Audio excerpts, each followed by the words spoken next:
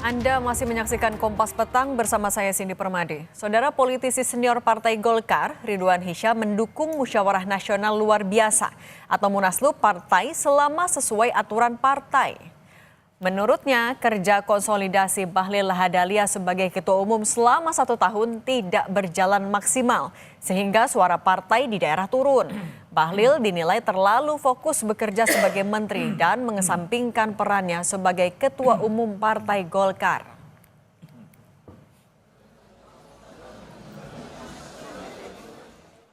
Ditanya, apakah bisa munaslup? Bisa, sangat bisa munaslup.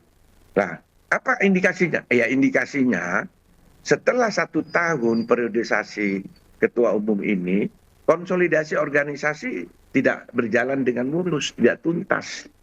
Karena di desa, para kader-kader teritorial desa mengeluh sekarang. Saya tanya, kenapa? Ya suara kita turun, Pak. Apalagi opini di pusat seperti ini. Tidak selesai-selesai kita, Pak. Ketua umum lebih banyak bertugas sebagai pembantu presiden. Nah, sekali-sekali ngurusi partai. Apalagi pengurus DPP yang lainnya tidak tahu kemana. Nah, ini ada masalah kan artinya kan.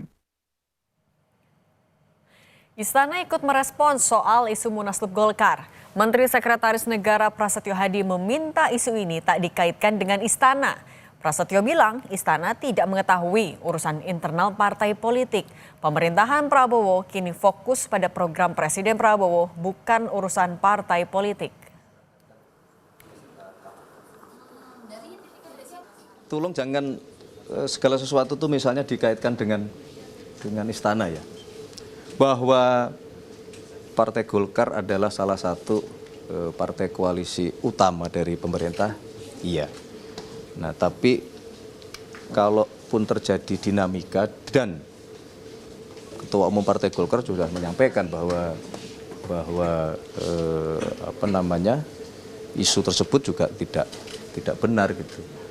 Nah, sehingga kalau pendapat kami dari pemerintah, marilah yang segala sesuatu itu jangan semua dikait-kaitkan dengan istana gitu. Pengamat politik sekaligus Direktur Eksekutif Trias Politika Strategis Agung Baskoro bilang kursi Ketua Umum Golkar akan terus panas. Agung menilai sebagai partai besar tanpa pemilik saham tunggal wajar jika kursi Ketua Umum Golkar selalu panas. Menurut Agung, Ketua Umum Partai Golkar harus memastikan secara internal konsolidasi lintas faksi terus berjalan. Tak hanya itu, komunikasi Golkar dengan istana juga dinilai penting untuk pastikan terus berjalan baik. Tetaplah Golkar, partai besar yang punya pengaruh. Wajar jika kursi ketum selalu panas, menimbang tidak ada pemilik saham tunggal di partai berlambang beringin ini. Yang jelas, tugas seorang ketum tidak mudah.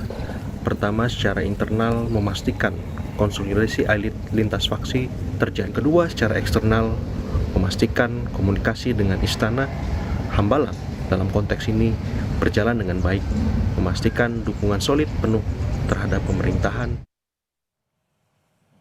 Menteri Agraria dan Tata Ruang yang juga Ketua Bidang Keagamaan dan Kerohanian Partai Golkar, Nusron Wahid, tak mau ambil pusing soal isu musyawarah nasional luar biasa Golkar.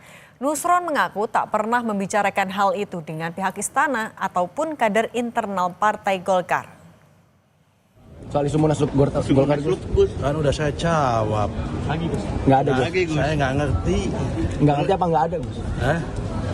Nggak ngerti dan nggak pernah diajak bicara soal masalah isu itu.